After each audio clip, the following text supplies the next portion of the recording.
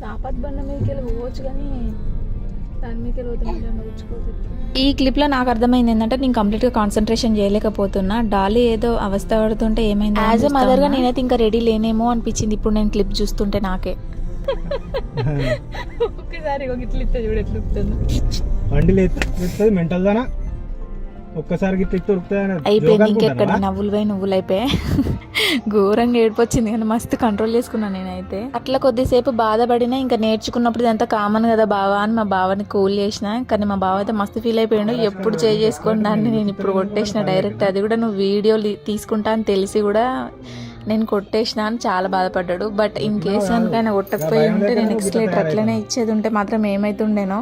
That ఆ రోజు ఏమైందంటే అసలు అక్కడ గ్రౌండ్లో చాలా మంది జనాలు ఉన్నారు. ఇదివరకు అయితే ఎవరు లేకుండే బట్ ఇప్పుడు చాలా మంది ఉన్నారు.